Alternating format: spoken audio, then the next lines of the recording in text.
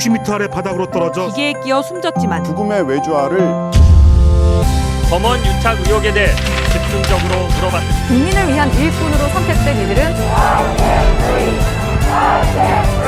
국가로부터 생명을 지키고 싶다고 절규했습니다. 반창고 자국으로 가득한 모든 의료진들이 연대하여 덕분에 감사합니다.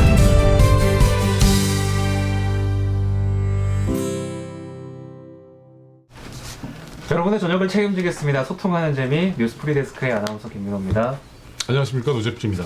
네, 성지영 기자가 개인적인 사정으로 오늘 자리를 비웠고요. 여러분들이 그토록 좋아하시고 영원하시는 노재필 기자가 오늘 분위기부터 제 옆에서 함께하겠습니다. 네, 오늘 뭐 동시 접속자가 오늘 뭐 폭발할 것으로 예상이 되죠. 아 그래요? 네, 아까 네. 방송 전이랑 말씀이 다르신데요? 아니, 그 정도 자신감 가지고 방송해야지 아. 이거 젊은 친구가 말이야. 그런가요? 예. 방송 초반부터 저는 혼을 나고 있습니다. 네. 여러분 많이 좀 돌봐주십시오. 오늘 뭐 그 중요한 뉴스가 하나 나왔잖아요. 아 그렇죠. 네. 제가 따끈따끈한 네. 뉴스를 확인을 했는데요. 추미애 법무부 장관이 1시간 전에 브리핑을 열었는데 윤석열 검찰총장을 직무 배제 조치하고 윤 총장에 대한 징계를 청구했다는 소식이 지금 들어왔습니다.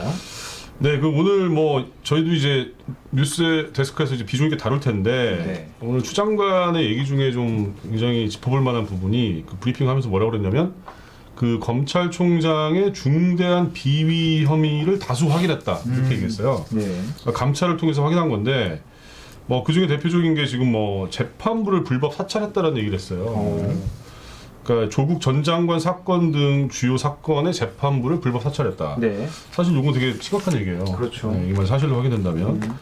그리고 그 감찰과 수사를 한명숙 전 총리 사건 등에서 감찰과 수사를 방해했다. 뭐 이런 네. 얘기를 했는데 이게 제가 보기에 뭐 오늘 기사를 보니까 헌정사상 초유의 일이라는 얘기도 뭐 있고 그다음에 오늘 뭐 속보가 계속 올라오고 있어요. 네. 그 청와대발 속보는 뭐냐면 대통령이 추 장관이 브리핑하기 전에 보고를 했는데 아무런 언급도 하지 않았다. 뭐 이런 속보가 올라와 있고 예. 각 당 반응도 계속 올라오고 있거든요.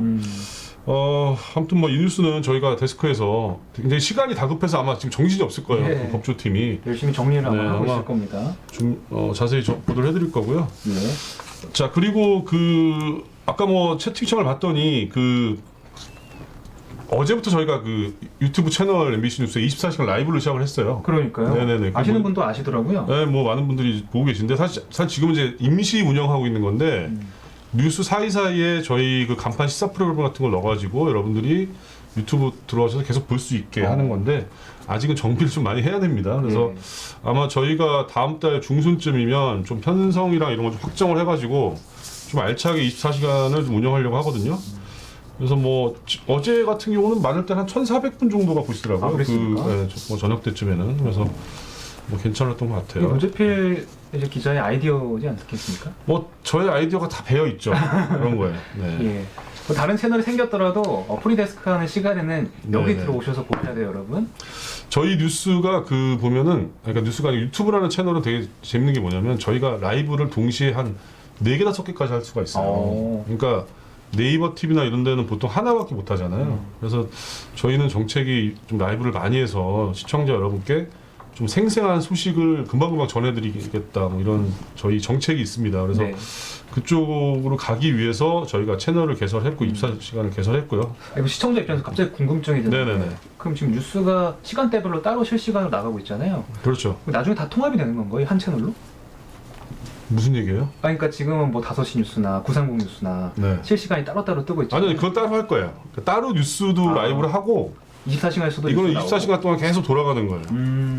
그래서 저희가 뭐 타사가 하는 데도 있고 안 하는 데도 있는데 아무튼 뭐 저희가 잘 해보겠습니다. 프리데스크는 어쨌든 계속 이 채널에서 하게 되는 건가요? 그렇죠, 그렇죠. 그러니까 프리데스크도 이제 어떻게 되는 거냐면 그 채널에서 나올 거예요. 두 채널 나가는 거예요. 지금 나가고 있습니까 혹시? 확인. 예, 아직 캐스트 두 개 다 하는 거고, 네. 예. 어쨌든 나가게 되면 두 네. 채널 모두 다 좀 많은 분들 시청해 주셨으면 알겠습니다. 그리고 오늘 뭐 사회적 거리두기 어떤 분이 이세희님께서 저녁 식사 하셨냐고 여쭤보시는데 좀 먹었습니다. 구내식당에서 먹었고 제가 아는 지인은 지금 곱창 먹으면서 보고 있다고. 아 정말요? 네네네. 혹시 성지영 기자입니까? 아니요. 아니에요. 그분은 아무튼 개인적인 일정이 곱창 먹는 건 줄 알았습니다. 자 오늘은 그 화요일이니까 저희가 또 아재 정치 황혜진 선임 기자님 뵈야 옆에서 되는데 기다리고 계셨는데. 옆에서 애타게 기다리고 계시니까요. 빨리 넘어가겠습니다. 예. 네.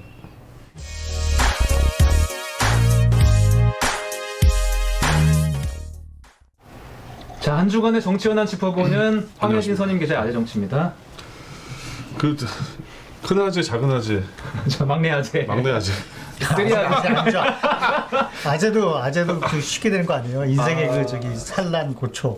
저도 쉽게 되고 싶지 않아요. 다 겪어가지고. 아니 근데 저는 이 자리가 너무 불편해요. 왜요? 왜냐면은 이쪽에서 그 탁자를 큰 걸 하나 혼자 쓰고 있다가 이 공간이 비어 있어 밑에가 지금. 굉장히 어색해. 그런 불편함이 있었군요. 성지영 기자님 어디 갔냐고 계속 이제 물어보시죠. 예. 오늘은 안 나오시니까 포기하시고 나가실 분 나가주시죠. 죄송합니다. 그림이 너무 삭막하죠. 예, 성지영 기자 보고 싶으신 분 내일 새 남자의 네, 새 네, 남자의 아, 또 이렇게 브로맨스가 또 매력이 있지 않습니까? 좋은데요? 저희가. 예. 네. 브로맨스는 아무나 하나. 쓰리 로맨스로 오늘 달려보겠습니다. 자 우리 큰아재 황희진 선임 기자님께서는 오늘 뭐 그 친문 얘기를 갖고 오신 것 같은데 네. 저희가 영상 하나 준비했거든요. 오늘 뭐 그 친문 집계위원들이 중심이 돼서 민주 4.0 연구원이라는 데를 발족을 했다고 하는데 저희 영상 갖고 왔거든요. 한번 보시죠. 네. 민주주의는 평범한 사람들의 요구에 가장 민감하게 반응하도록 고안된 정치 체제이면서 그 어떤 체제보다 진보적인 정치 체제입니다. 그래서 네 번째 민주정부를 창출해야 합니다. 그러기 위해서는 문재인 정부가 반드시 성공하는 정부로 마무리할 수 있도록 끝까지 지켜내야 합니다. 네, 그 제가 정정을 해드리면 22일 날 발족이 됐거든요. 네. 근데 뭐 이게 이제 56명의 민주당 현역 의원이 가입을 한 건데 정확히 어떤 성격의 모임인지 좀 간략하게 좀 이름이 민주 4.0이잖아요. 그래서 네.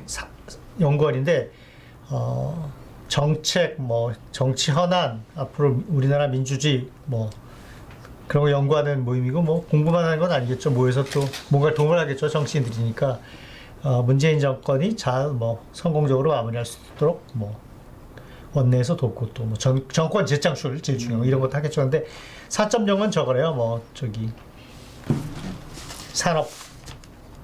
산업혁명 새로운 예. 4차 산업혁명 거기서 4 땄다는데 거기에 친문 핵심 의원들 현역 의원만 56명 56명인데 그 전에 막 부엉이 모임이라고 있었어요. 그 친문 의원들 모임 그게 이렇게 훨씬 넓어져 가지고 공식적으로 이제 커진 모임인데 민주당 안에 의원들 모임이 뭐 여러 개 있죠. 뭐 민평연 같은 것도 있죠. 고 김근태 의원계를 중심으로 한 지하 출신 의원들 모임도 있고 뭐 그런데 하여튼 이 모임은 어쨌든 그 주목을 받는 이유가 지금 문재인 대통령을 중심으로 문재인 대통령의 이른바 직계 의원들이라고 할 수 있는 의원들을 중심으로 한 친문 의원들 50명이 넘게 모인 의원들이고 앞으로 대통령 선거 과정, 정권 재창출 과정에서 어떤 역할을 할 것인가 또 이낙연, 이재명 지사 말고 또 다른 후보를 한번 찾아서 밀 가능성이 있나 뭐 이런 것 때문에 사람들이 굉장히 좀 주목하고 있는 거죠. 네.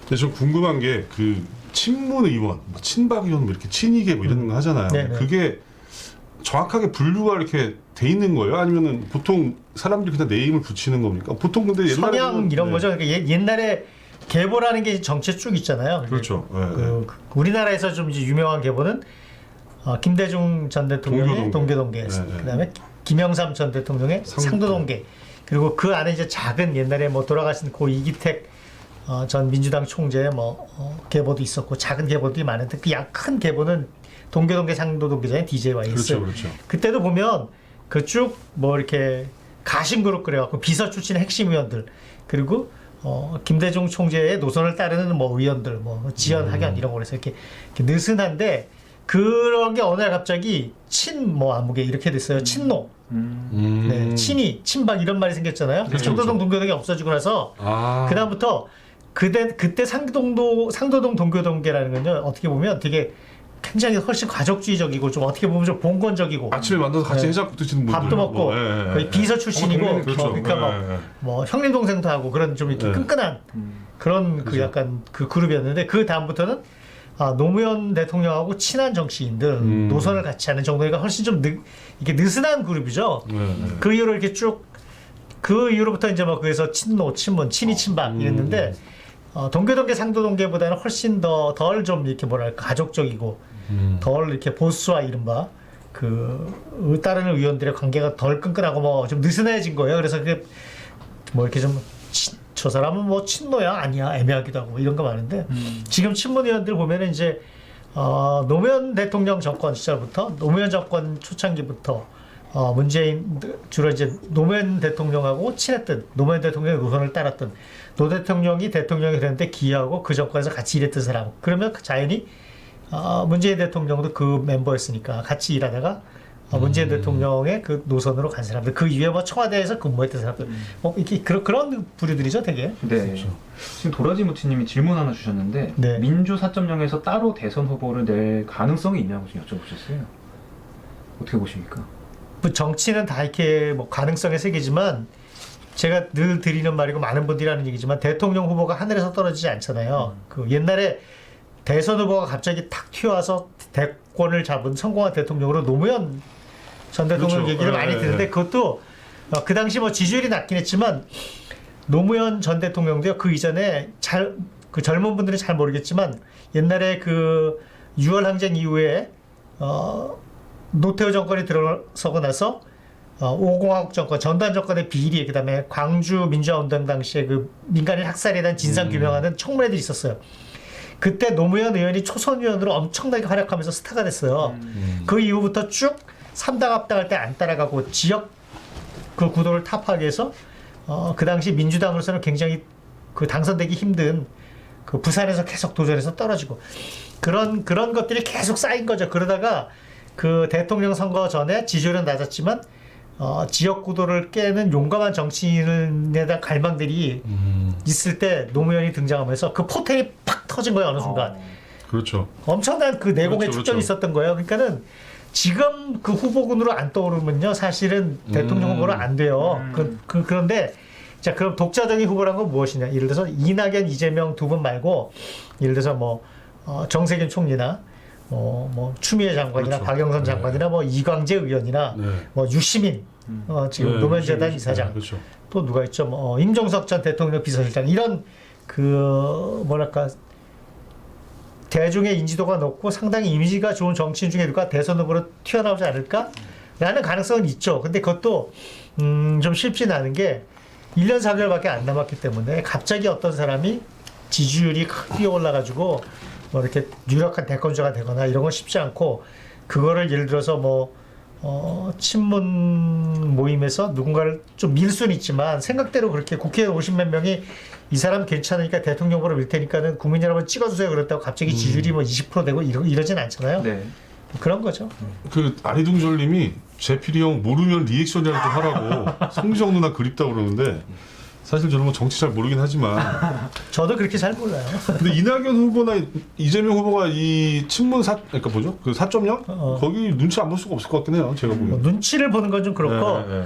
그분들도 좀 섭섭하죠. 그런 거물 정치인들한테 눈치 보다 그러면 대통령 꾸시는 분들인데 그 민주당의 가장 큰 세력이죠. 그리고 사실은 지금 문재인 대통령이 민주당의 가장 큰 뭐랄까 이렇게 지주예요. 지지 기반도 그렇죠. 그 탄탄하고 대주주시죠, 대주주. 대주주이기도 하지만 정확하네. 가장 인기가 많은 사람이 사실은 예.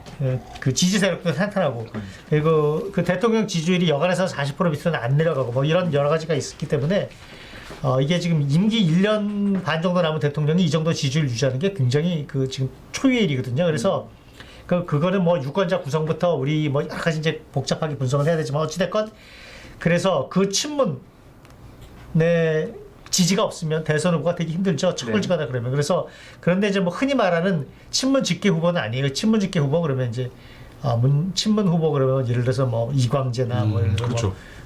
또 이렇게 김경수 경남지사나 이런 분들을 뭐 떠올리는데 그런 분은 아니죠. 이낙연, 이광재.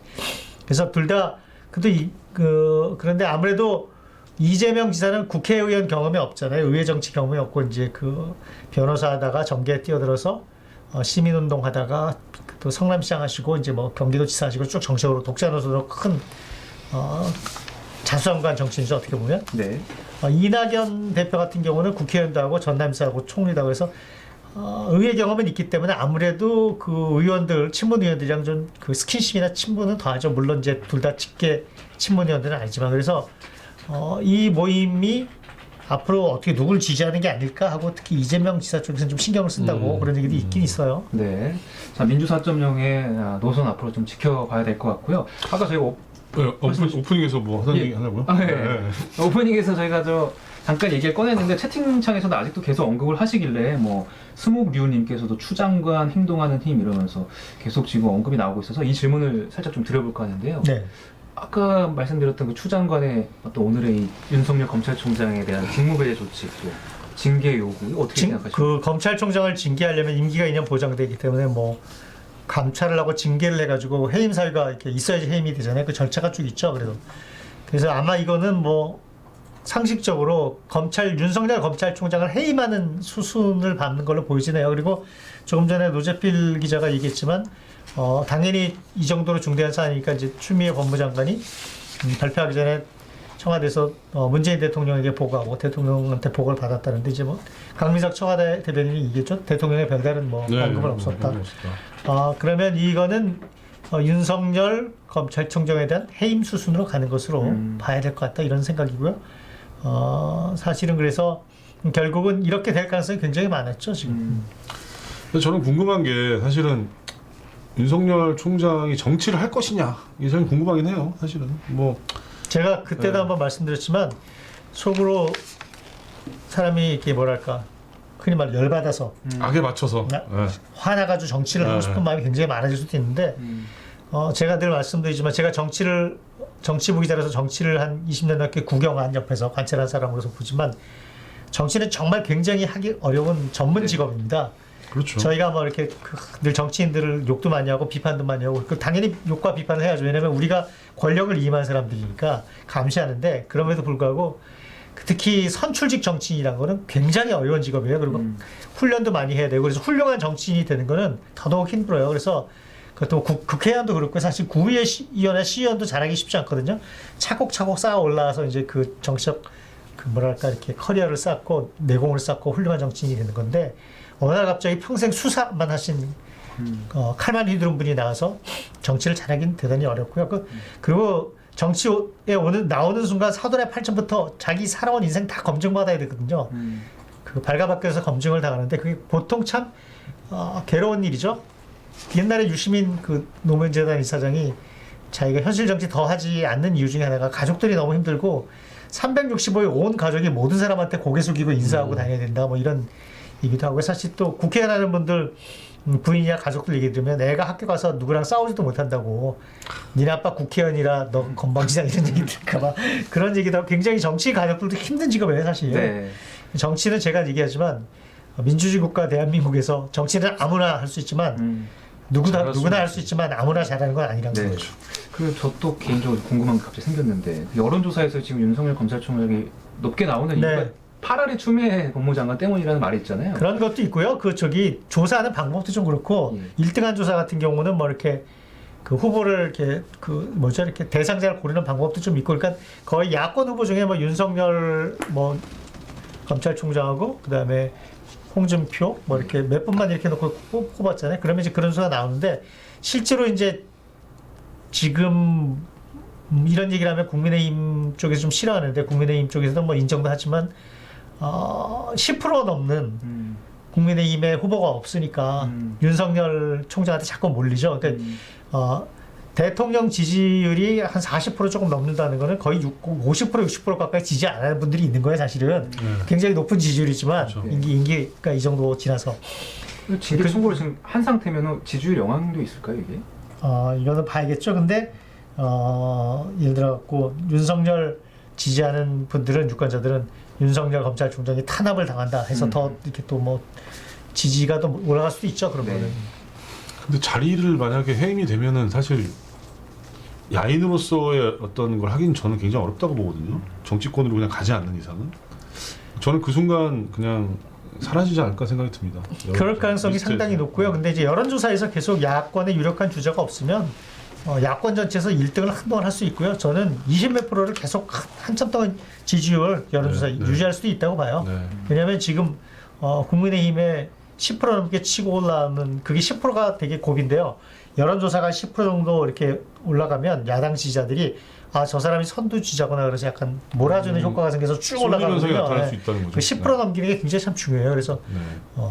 연탄재로 눈 말 때, 눈 굴릴 때 그렇죠. 딱 그게 그런 거랑 똑같은 거예요. 네. 저희 가덕도 얘기를 준비해 왔는데 네. 그 가덕도 공항 같은 국민의힘 윤희석 의원이 뭐 오늘 뭐 공항에다가 무슨 뭐 고추나 말리면 된다고 어제 그랬죠, 어제. 어제군요. 네.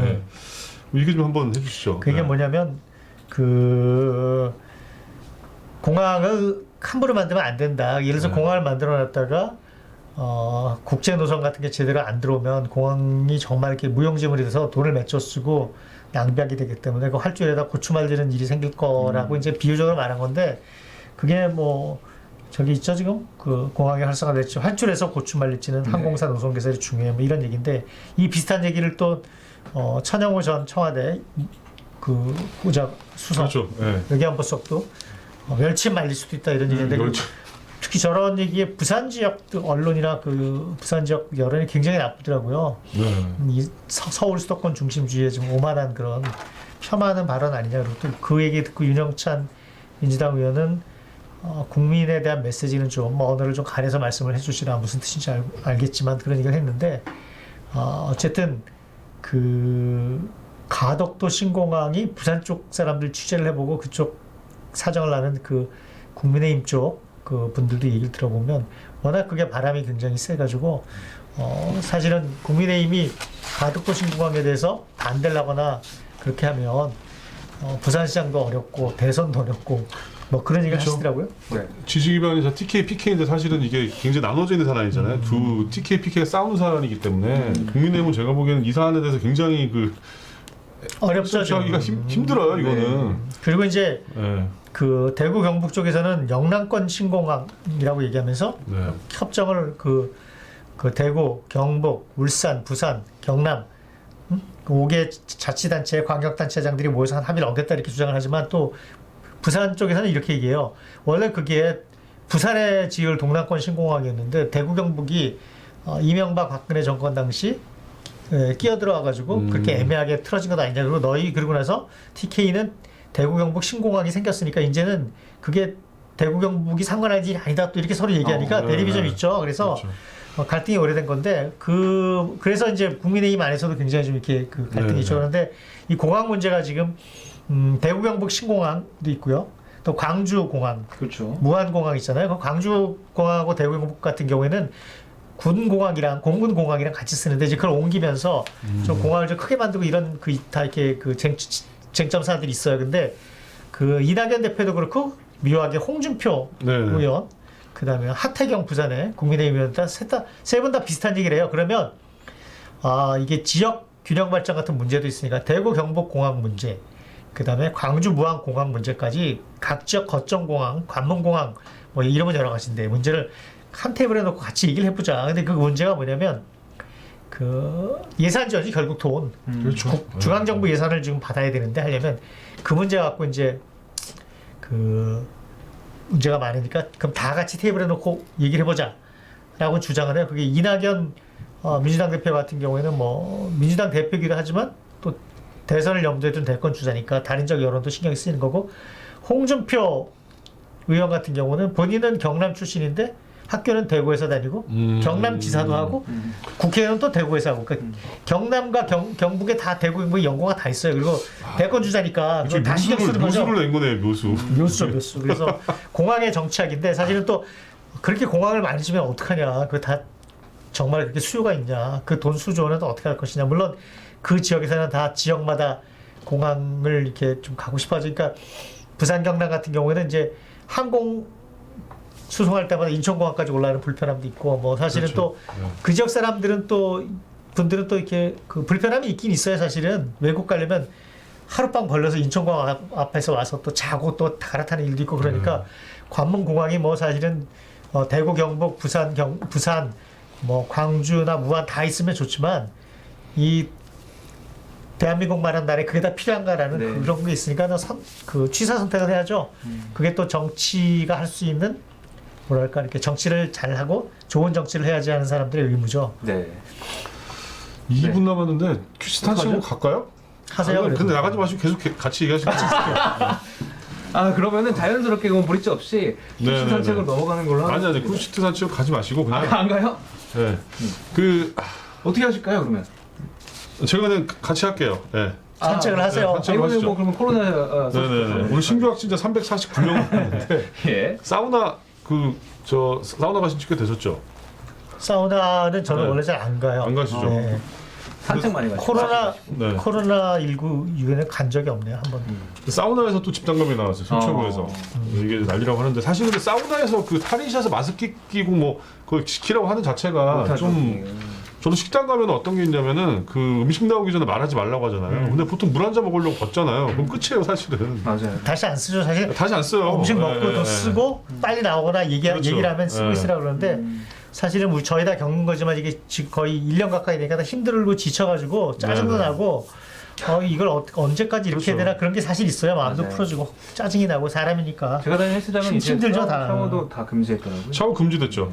그리고 아마 오늘부터 헬스장도 2주 동안 안 될 거래요, 그게 지금. 아 예. 네, 안 아, 되고. 예. 안 돼요. 그다음에 인천에 유흥업소를 그 해경 한 분이 갔다 오셨는데 확진이 됐거든요. 근데 동선을 숨기셨다고 그래요. 아. 그래서 이제 뭐 직위 해제됐고 그다음에 뭐 아마 이게 김영란법 위반될 가능성이 있다고 합니다. 업자랑 갔나 보죠? 업자랑 가가지고 적대받았구나 그러면. 그럼- 적대받았다는 의혹이 의혹이 제기되고 의혹이 있죠. 네네. 이건 뭐 아직 의혹이고요. 숨길 그런 생각은 이해가 가는데 그래 숨기면 안 되죠. 아니 가면 안 되죠 사실 이건 예. 요즘 같은 시기에. 그렇죠. 자 그리고 그 2단계 첫날 풍경은 저희 남효정 기자가 일단 중개차 간제품으로 처리할 거고요. 자 윤석열 총장 장모범으로 기소됐습니다. 요양병원에서 불법으로 그 요양급여 타낸 혐의로요. 그다음에 오늘 뭐 드디어 미국이 이제 약간 정리가 되는 것 같은데 바이든이 사실상 이제 승리 선언을 했고 그렇죠. 트럼프도 정권 이양은 지시를 했다라고 트윗을 날렸는데 본인이 승복한 건 아니라고 그랬어요. 또. 뒤끝 장렬. 그 작년인데 무슨 생각이 계속 소송전을 벌이겠다라고 그랬는데 아무튼 뭐 이거는 거의 이제 한 마무리가 돼가는 것 같아요 거의. 자 그리고 뭐 저희 이스타항공 관련해서 저희 탐사보도를 뭐 준비한 게 있고 그 다음에 남극에 지진이 많이 나온대요 요새. 그러니까 얼음이 녹아서 그 이 지층이 뒤틀리는 거예요. 눌러주던 게 없어지니까. 한 4.0 이상 강진이라고 하는데 네네. 관련된 소식 그 자 오늘 6,200명 성적이 접지만 6,000명 넘었으니까 이 정도 굉장히 성공적인 거 아니겠습니까? 예. 자, 빨리 넘어갑시다. 저희는 내일 다시 돌아오겠습니다. 본방에서 많은 시청 부탁드리겠습니다. 네 고생하셨습니다. 고맙습니다. 네.